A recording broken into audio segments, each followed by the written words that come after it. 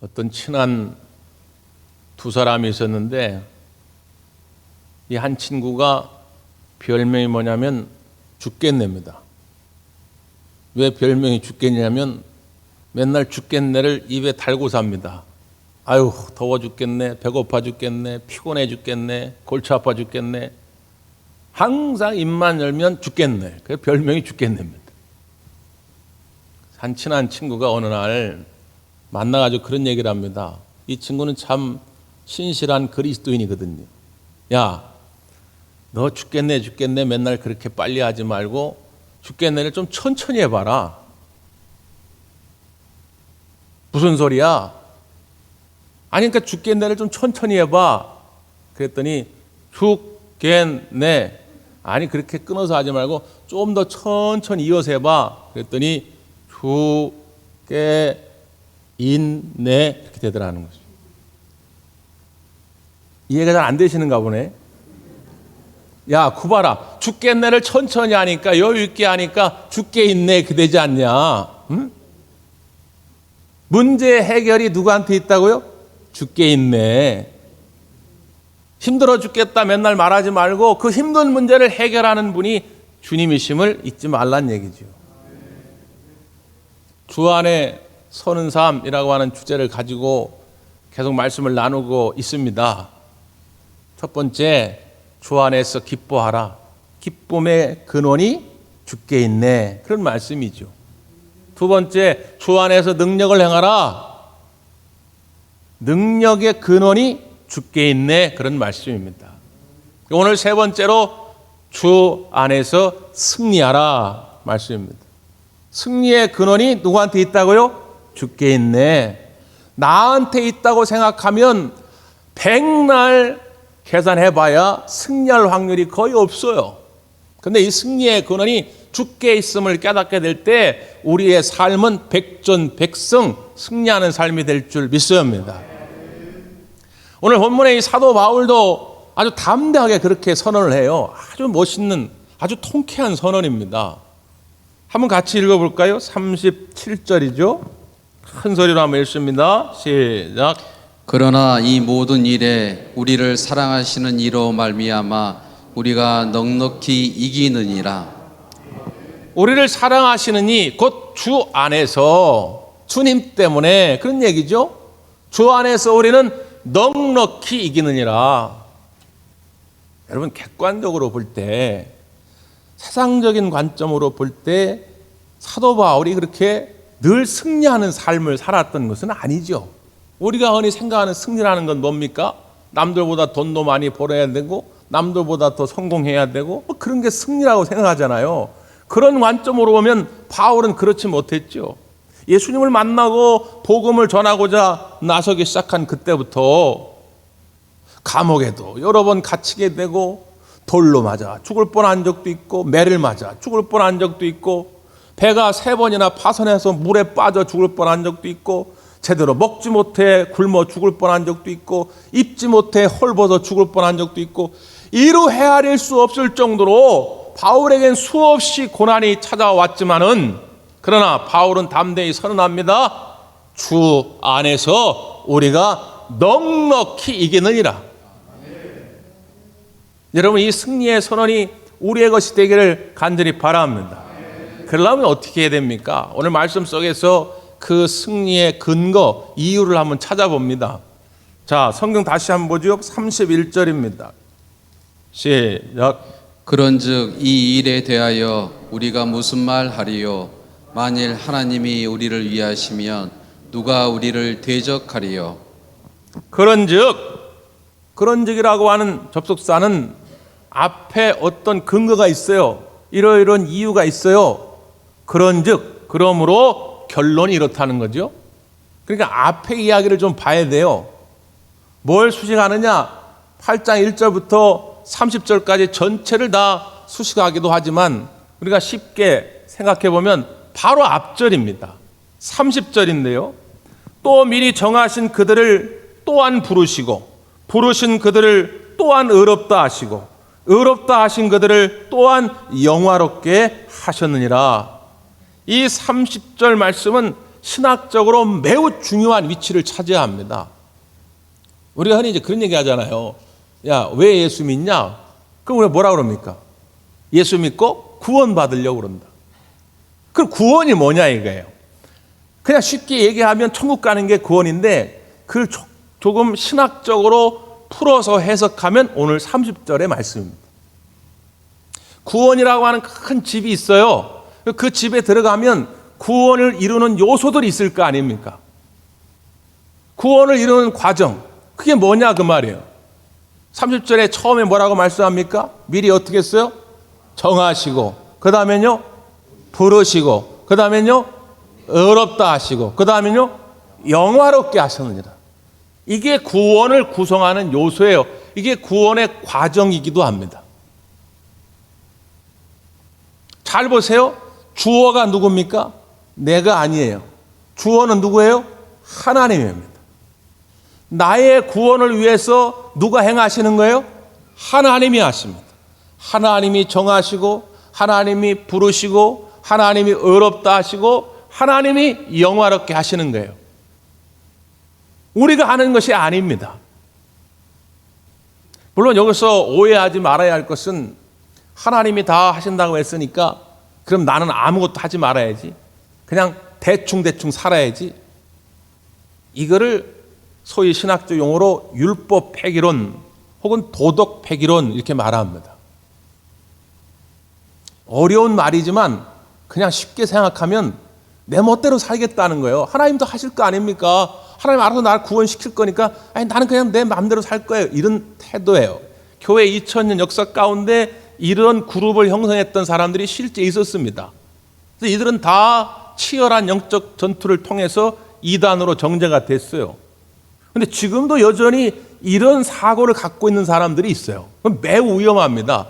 하나님이 우리를 구원해 가시는 건 맞지만 그렇다고 해서 나는 내 멋대로 산다 이런 뜻이 아니고요. 우리는 매 순간순간마다 하나님의 그 은혜를 기억하면서 겸손히 믿음을 가지고 주님의 인도하심을 따라가는 거예요. 문제는 뭐냐? 그렇게 따라가도 우리의 어떤 행함으로는 구원을 이룰 수가 없다는 것입니다. 여러분 생각해 보세요.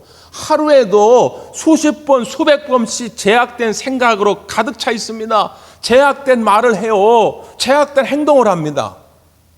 여러분 정말 자신 있습니까? 여러분 영성일기를 매일 써가지고 오늘 하루의 삶이 하나님 앞에 100점 만점이라고 할 수 있는 사람이 이 세상에 있냐 그 말이에요. 아무도 모른다 할지라도 나의 생각까지 감찰하시는 하나님 앞에서 과연 내가 내 행함으로 구원받을 수 있냐 그 말이죠. 가능성은 제로 없습니다.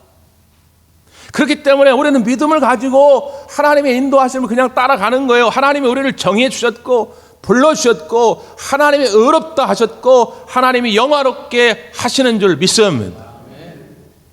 하나님이 영화롭게 하셨느니라 이미 이루어진 과거형으로 쓰고 있지 않습니까?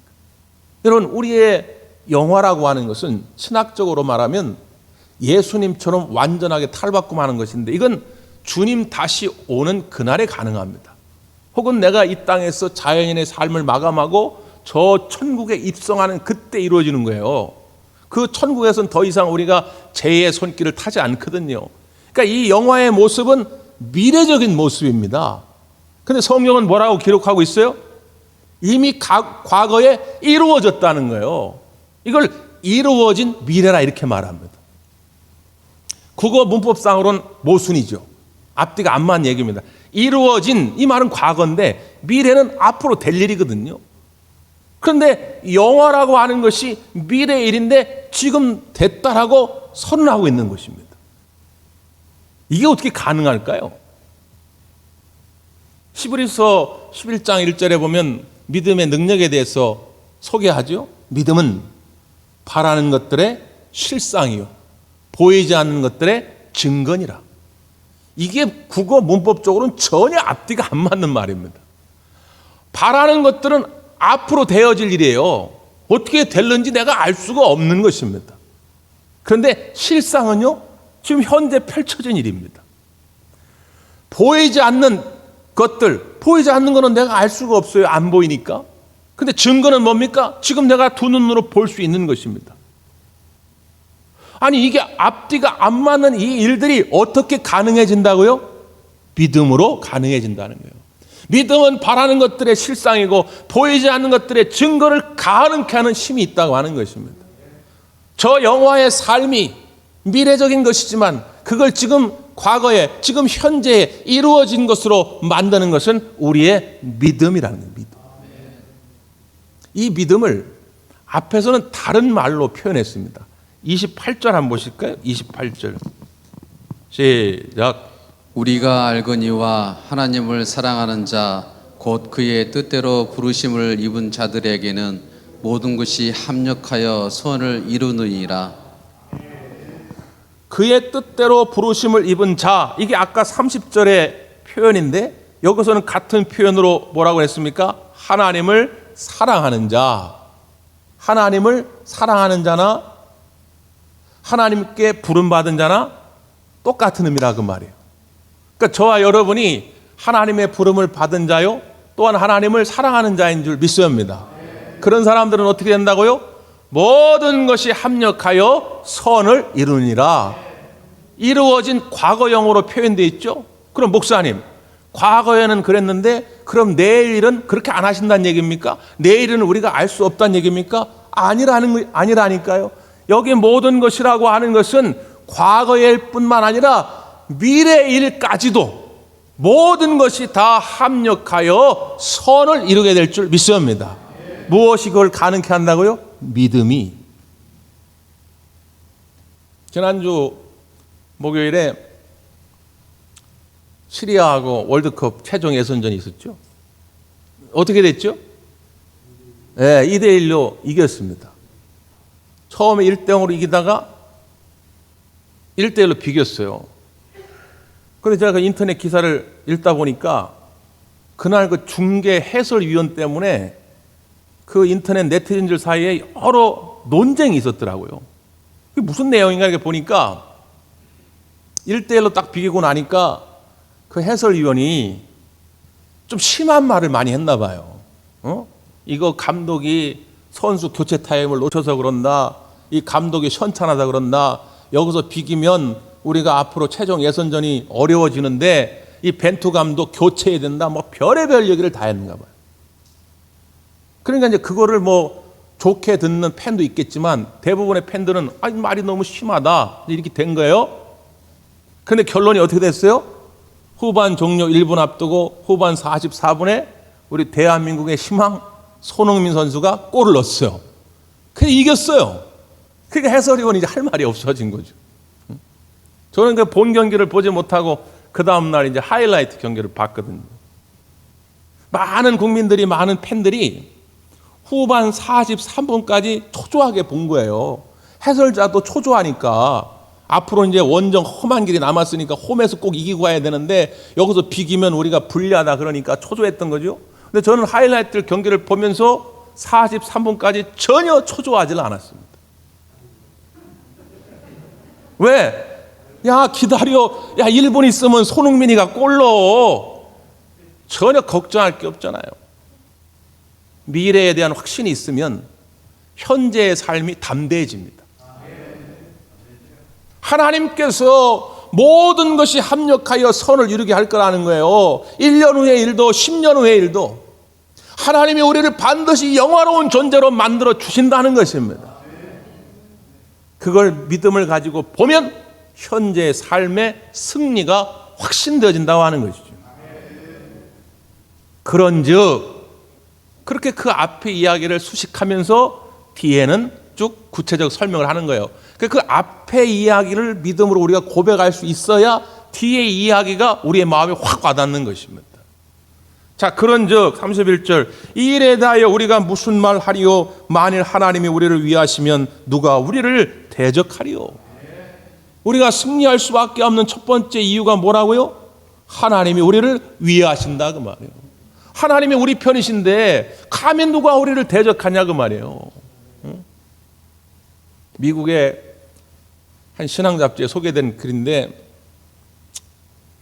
케빈이라고 하는 7살 난 아이가 있고 앤디라고 하는 10살 난 형이 있어요. 형제입니다.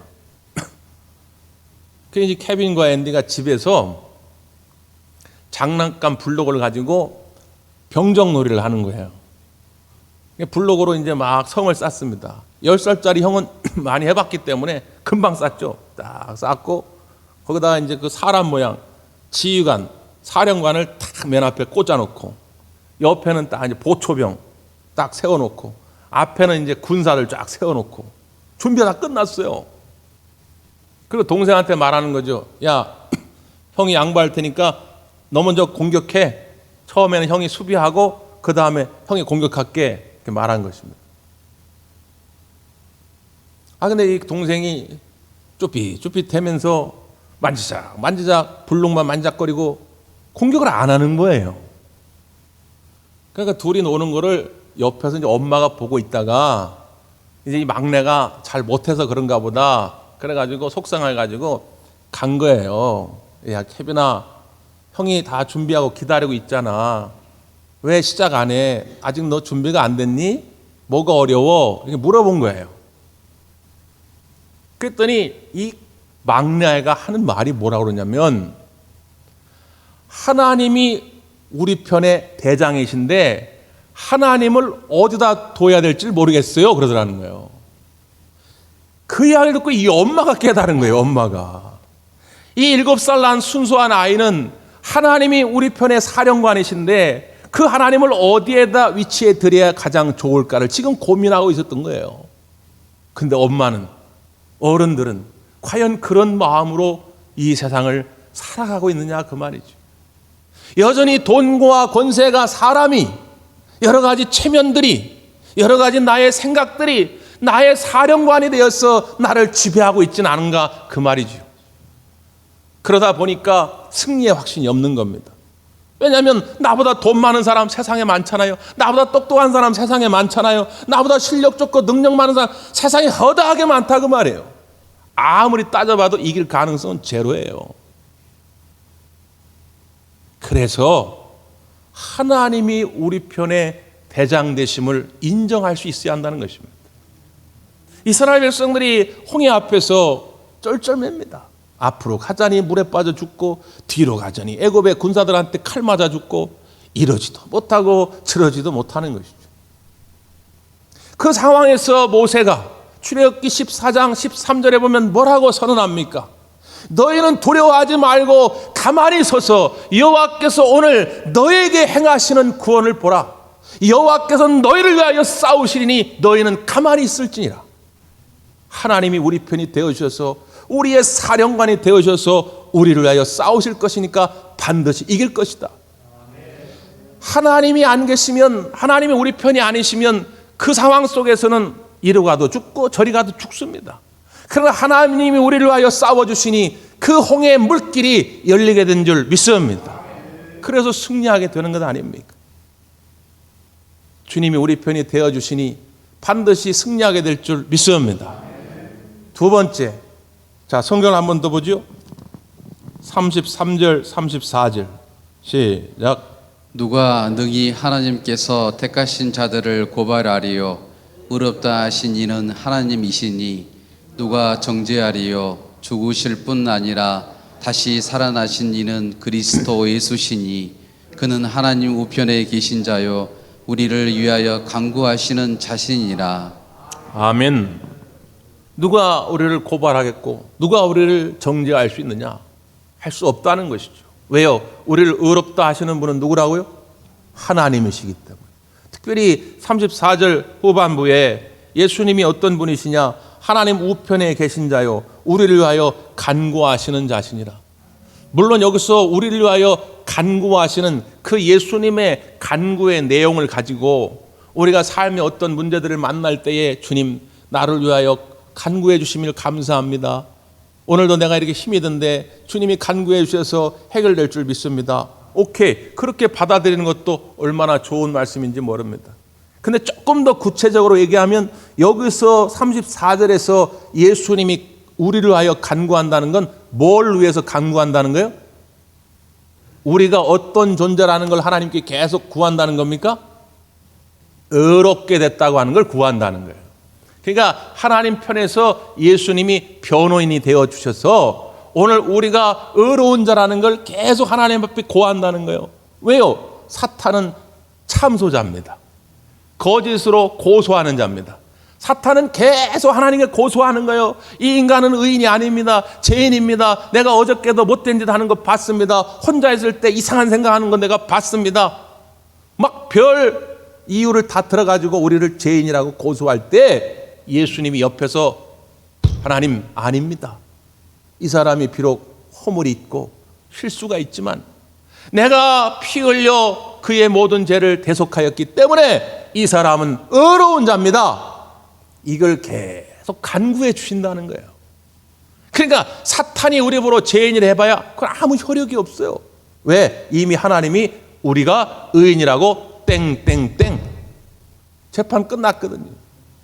그러므로 정죄의식에서 자유하시기를 바랍니다. 동양 사상에도 그런 말이 있어요. 이 논어에 나오는 얘기인데 어느 날 공자에게 자공이라는 자가 찾아와 가지고 이렇게 물었대요. 선생님, 어떤 사람이 훌륭한 사람이고 어떤 사람이 나쁜 사람입니까? 마을의 모든 사람들이 다 훌륭하다 그러면 훌륭한 사람이고 모든 사람이 나쁘다 그러면 나쁜 사람입니까? 그랬더니 공자가 그랬다죠. 아니다. 마을에 훌륭한 사람들이 볼 때 훌륭하다고 해야 그가 진짜 훌륭한 사람이다. 그리고 마을에 나쁜 사람들이 그를 보고 나쁘다고 그랬다면 오히려 그는 좋은 사람이다. 그렇게 얘기했다는 거예요. 무슨 얘기죠? 누가 그를 인정해 주냐가 중요하다는 거예요. 마을에 정말 존경받을 만한 훌륭한 사람이 그 사람을 훌륭하다 한다면 인정할 만하다. 근데 마을에 나쁜 사람이 나쁘다고 그래. 그럼 그건 나쁜 게 아니라는 거예요. 예를 들어서 회사에서 어떤 팀원이 조직적으로 야, 우리 회사 돈 한번 마음 먹고 행정 좀 해볼까? 그런 거예요. 그래가지고 팀원들이 탁쫙 마음을 맞췄는데 그 중에 한 사람이 안 됩니다. 나는 하나님 앞에서 그런 죄를 저지를 수 없습니다. 나는 횡령에 가담하지 않겠습니다. 그럼 다른 사람들이 뭐라 그럽니까? 아유, 저거 배신자, 저거 나쁜 놈, 그런단 말이에요. 이 나쁜 사람들이 나쁘다고 해서 그 사람이 나쁜 게 아니라는 거예요. 오히려 그 사람은 좋은 사람이라는 거죠. 누가 인정해 주냐가 중요하다는 거예요. 세상 사람들이 여러분에게 뭐라고 하는 게 중요한 게 아니라 그 말이에요. 사탄이 여러분에게 어떻게 속삭이냐가 중요한 것이 아니다 그 말이에요. 우리 하나님이 여러분을 어떻게 인정하시냐가 중요하다 그 말씀이에요. 우리 하나님이 여러분을 의롭다 인정하셨다 그 말이에요. 그럼 됐죠. 뭘 아직도 정죄의식에 사로잡혀가지고 죄책감에 사로잡혀가지고 무거운 짐을 가지고 사냐 그 말이에요. 하나님이 이미 끝났다고 선언하는데 하나님이 우리를 의롭게 인정해 주셨기 때문에 우리는 반드시 영적 전쟁에서 승리하게 될 줄 믿습니다. 마지막 세 번째입니다. 그 다음 35절이죠. 시작. 누가 우리를 그리스도의 사랑에서 끊으리요? 환난이나 공고나 박해나 기근이나 적신이나 위험이나 칼이랴. 자, 넘어가셔가지고 38절 39절 시작. 내가 확신하노니 사망이나 생명이나 천사들이나 권세자들이나 현재일이나 장래일이나 능력이나 높음이나 깊음이나 다른 어떤 피조물이라도 우리를 우리 주 그리스도 예수 안에 있는 하나님의 사랑에서 끊을 수 없느니라. 아멘. 우리가 승리할 수밖에 없는 세 번째 이유는 뭡니까? 하나님이 우리를 너무 사랑하시기 때문입니다. 여기 보면 35절 또 38절 39절에 하나님으로부터 그 사랑의 줄을 끊으려고 하는 16가지들이 나오죠. 어떤 상황, 어떤 대상, 존재 나옵니다. 그러나 그 16가지 그 어떤 상황과 어떤 존재도 하나님과 우리의 사랑의 줄을 끊을 수가 없다는 거예요. 하나님이 꽉 붙들어 매고 있다고 말이죠. 호주에 케이트 오그라고 하는 젊은 부인이 있었는데 이 부인이 어느 날 이란성 쌍둥이를 출산합니다. 근데 그 가운데 딸 아이는 태어나고도 건강했는데 이 아들 아이가 태어나자마자 호흡곤란을 겪습니다. 그래가지고 의사들이 막 여러 가지 노력을 해요. 여러 가지 조치를 취합니다. 근데 아무리 애를 써도 이 아이가 호흡이 돌아오질 않습니다. 그래서 결국 의사들이 이 엄마와 아빠를 불러서 죄송하다고 우리가 애를 써봤지만 거의 가망이 없다. 이제 얼마 남지 않은 것 같다. 그렇게 선언을 합니다. 이 엄마의 마음이 얼마나 아프겠습니까? 그 마지막으로 이 아이를 가슴에 품고 젖을 물립니다. 태어나서 처음이자 마지막으로 젖을 물리는 거죠. 젖을 물리면서 눈물로 이 아이에게 선언합니다. 아들아, 엄마는 너를 사랑한단다. 비록 이 시간 이후에 다시 너를 보지 못하겠지만 엄마는 영원토록 너를 사랑할 것이다. 아들아, 정말 너를 사랑한다.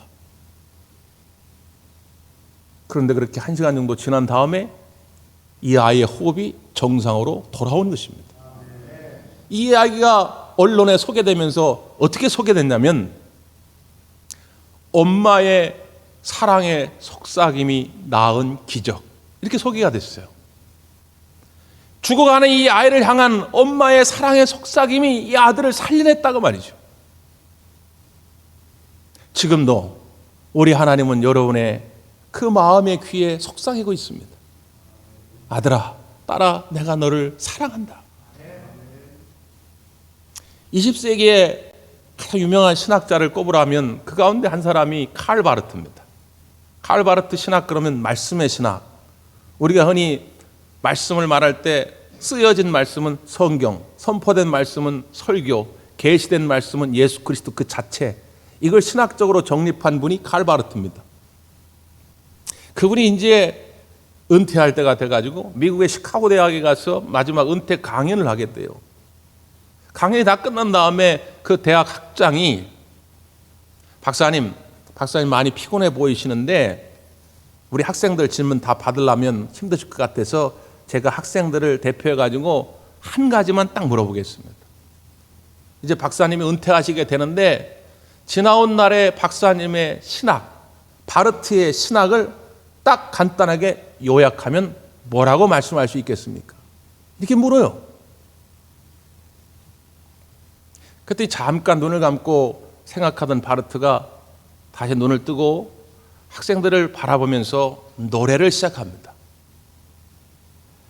예수 살아하심을 성경에서 배웠네.